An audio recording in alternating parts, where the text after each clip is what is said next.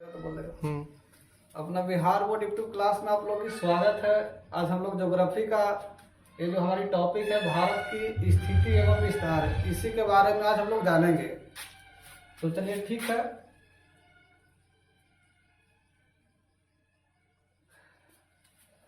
जैसा कि हम लोग जानते हैं कि हमारा पूरी पृथ्वी क्या है, पृथ्वी क्या है, हमारा गोल है। और इस पूरी पृथ्वी को हम लोग दो भाग में बांटते हैं। 0 डिग्री के द्वारा इसे दो भाग में बांट दिया जाता है, जिसे हम लोग क्या बोलते हैं, इक्वेटर बोलते हैं, जिसे हम लोग क्या बोलते हैं, भूमध्य रेखा बोलते हैं। भूमध्य रेखा के द्वारा इस पृथ्वी को दो भाग में विभाजित कर दी जाती है। और इस भूमध्य रेखा के ऊपर की जो भाग होता है, जिसे हम लोग बोलते हैं उत्तरी गोलार्ध। क्या बोलते हैं, उत्तरी गोलार्ध कहते हैं। और इस भूमध्य रेखा के जो दक्षिण का भाग होता है, जिसे हम लोग दक्षिणी गोलार्ध कहते हैं। तो ये हमारा क्या हो गया, पृथ्वी को दो भाग में हम लोग डिवाइड कर दिए, क्योंकि इसे नॉर्थ पोल और इसे हम लोग क्या बोलते हैं, साउथ पोल कहते हैं। और जो रेखा जो हमें 0 डिग्री से होकर गुजरती है, इन्हें क्वेश्चन ये भी आता है कि भूमध्य रेखा कितने डिग्री से होकर गुजरता है, तो 0 डिग्री से। इसे भूमध्य रेखा या विषुवत रेखा भी कह सकते हैं। आगे हम देखते हैं कि इस भूमध्य रेखा के जो समानांतर एक क्या होती है, वृत्तीय अंश के द्वारा एक रेखा खींची जाती है, जिसे हम लोग अक्षांश कहते हैं। और इसी प्रकार 90 तक ये पहुंचेगी, यानी कि कह सकते हैं कि भूमध्य रेखा के 90 डिग्री के कोण पे होगा, जिसे हम लोग दक्षिणी ध्रुव बोलेंगे, साउथ पोल बोलेंगे। और इसी अक्षांश के 90 डिग्री के कोण उत्तरी पे स्थित होगा, जिसे हम लोग क्या बोलेंगे, उत्तरी ध्रुव कहेंगे। उत्तरी, इसे ध्रुव बोलते हैं। इसके अलावा कहते हैं कि इक्वेटर के 23.5 डिग्री यदि हम उतर जाते हैं तो उसे क्या बोलते हैं, कर्क रेखा। इस 23.5 डिग्री यदि हम नॉर्थ पोल की तरफ जाते हैं तो इसे क्या बोलेंगे, कर्क रेखा कहेंगे। और इसी भूमध्य रेखा के 23.5 डिग्री यदि हम दक्षिण जाते हैं तो इसे क्या बोलते हैं, मकर रेखा कहते हैं। और इसी कर्क रेखा और मकर रेखा के बीच में क्या होती है, सूर्य क्या करती है, परिक्रमा करता है। तो ये हमारा बेसिक सब पॉइंट था।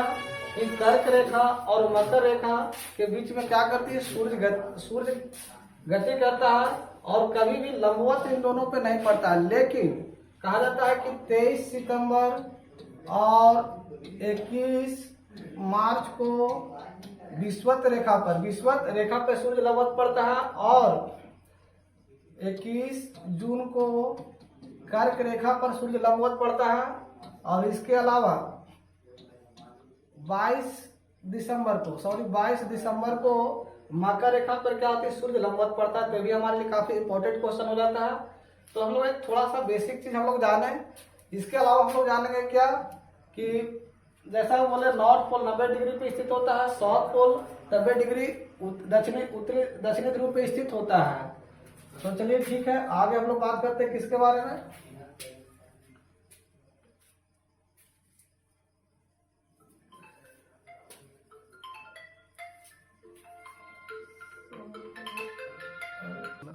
चलो बताते हैं आप लोग को कि 0 डिग्री को क्या बोलते हैं, विषुवत वृत्त, और 90 डिग्री को उत्तरी ध्रुव, और 90 डिग्री जो दक्षिण में जो स्थित होता है, जिसे क्या बोलते हैं, दक्षिणी ध्रुव।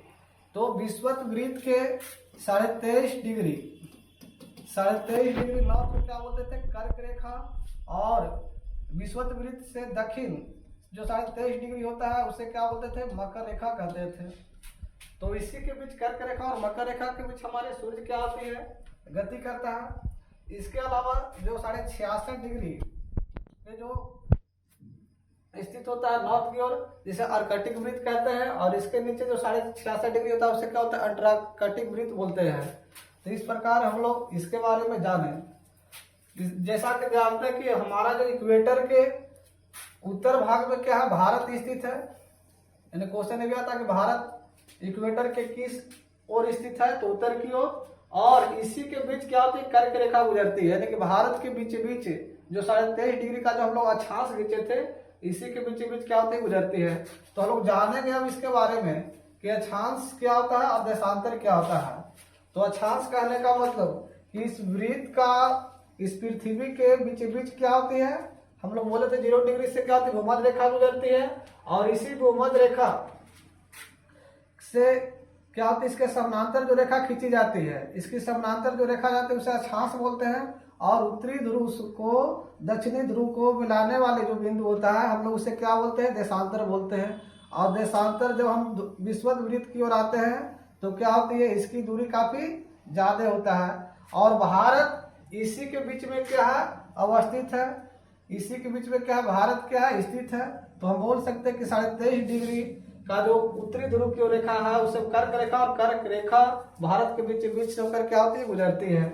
तो ये हमारे लिए काफी इंपॉर्टेंट था। इसके अलावा जैसा कि देखिए हमारे लिए क्वेश्चन काफी इंपॉर्टेंट होता है कि अक्षांश और देशांतर के माध्यम से हम लोग किसी का स्थिति को पता लगाते हैं कि जहां पर अक्षांश और देशांतर एक दूसरे को प्रतिच्छेद करता है, वहीं पे हम लोग का एग्जैक्ट क्या होती है, लोकेशन की जानकारी मिलता है। तो हम लोग इसी के बारे में जाने कि भारत की जो अक्षांशीय और देशांतरीय विस्तार है जो किस रूप में विभाजित है।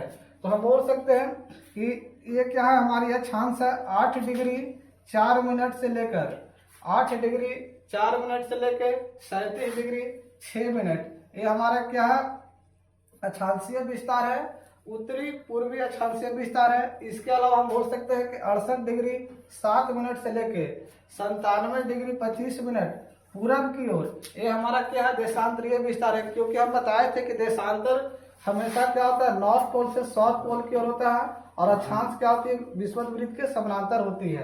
तो ये इस प्रकार हम लोग जाने कि भारत की अक्षांशीय विस्तार क्या है, तो 8 डिग्री 4 मिनट से लेके 37 डिग्री 6 मिनट इंदिरा कोल से लेकर इंदिरा पॉइंट तक, कन्याकुमारी तक क्या फैला हुआ है।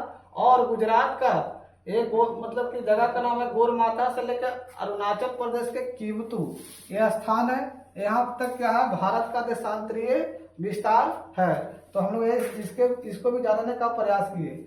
इसके अलावा हमें भी जानेंगे कि भारत के साथ जो सीमा साझा करने वाला जो देश होता है, तो ये क्या है, पाकिस्तान। इसके बाद क्या है, अफगानिस्तान। इसके अलावा क्या है, चीन हो गया, नेपाल हो गया, भूटान हो गया, और यहाँ पे म्यांमार है। और इसके बाद क्या है, ये बांग्लादेश। इस प्रकार जो 7 देश है जो भारत के साथ क्या करती है, सीमा साझा करता है। 1 2 3 4 5 6 और 7 देश मिलकर भारत के साथ क्या करती है, सीमा साझा करता है। तो भारत का अक्षांशीय जो विस्तार है, भारत के अक्षांशीय विस्तार है, जिसकी दूरी कितना है, तो उसकी दूरी कितना है, 2900, उसका दूरी है 3214 किलोमीटर। और इसकी दूरी कितना है, देशांतरीय विस्तार का 2933 किलोमीटर लाभारत क्या है स्थित है।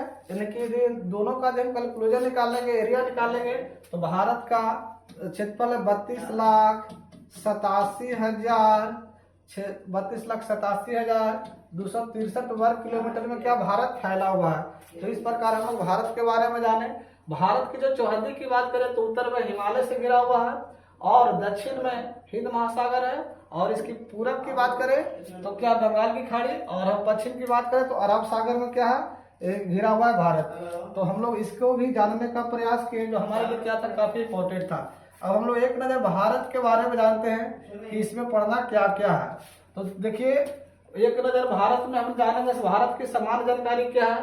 तो भारत विश्व की सबसे पुरानी सभ्यता में से एक है, जिसमें बहुरंगी विविधता और समृद्ध सांस्कृतिक विरासत है। इसके साथ ही साथ अपने आप को बदलते समय के साथ क्या ढलती भी आई है। आजादी पाने के बाद भारत में बहुआयामी सामाजिक और आर्थिक प्रगति की है। भारत कृषि में आत्मनिर्भर बन चुका है, और अब दुनिया के सबसे औद्योगिकृत देशों की श्रेणी में इसकी गिनती की जाती है। और इस हमारे लिए सबसे इम्पोर्टेंट होता है कि भारत का जो क्षेत्रफल है 32,87,263 वर्ग किलोमीटर, जो क्या है हमारे लिए काफी इम्पोर्टेंट है। हिमालय से क्या है, आच्छादित क्षेत्र है। इसके अलावा ये भी जानना है कि उत्तरी गोलार्ध में क्या है, उत्तरी गोलार्ध की मुख्य भूमि से 8 डिग्री 4 मिनट से 37 डिग्री 6 मिनट तक क्या है अक्षांशीय विस्तार है, और 68 डिग्री 7 मिनट से लेकर 97 डिग्री 25 मिनट हमारा क्या है, ये देशांतरीय विस्तार है।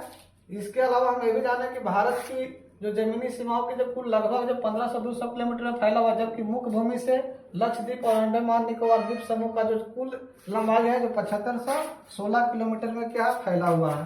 तो एक हमारे लिए क्या थी, काफी इम्पोर्टेंट था। इसके अलावा हम ये भी जाने कि भारत के बारे में कुछ भौगोलिक जानकारी है, जिससे हम इसको बता चुके हैं कि हमारे अक्षांशीय विस्तार क्या है, दशांशीय विस्तार क्या है। तो आप लोग इसे देख लीजिएगा। इसके अलावा एक क्या हमारा मुख्य भूमि, तो इसे भी हम लोग जानेंगे, जो हम लोग सब उतना खास इम्पोर्टेंट नहीं है। तो ये हमारी क्या है, भारत की कुछ आबादी है जो जनसंख्या के आधार पर बताया गया है कि औसत जनसंख्या कितना है।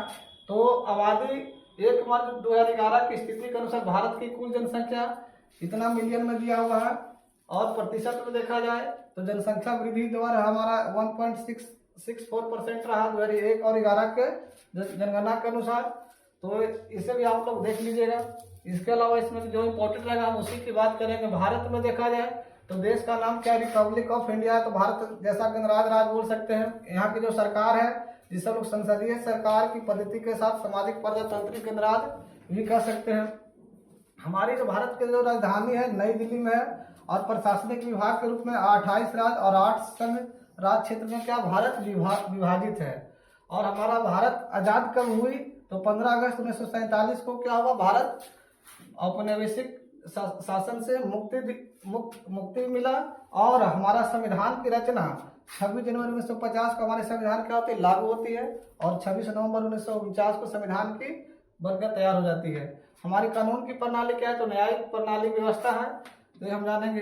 कार्यपालिका शक्ति क्या है, तो भारत के राष्ट्रपति देश की प्रधान होता है, जबकि प्रधानमंत्री प्रमुख होता है, और मंत्रिपरिषद की सहायता से क्या भी शासन चलता है। तो ये भी हमारे लिए काफी इम्पोर्टेंट था। इस प्रकार हम लोग भारत के बारे में जानने का प्रयास किए। तो चलिए ठीक है।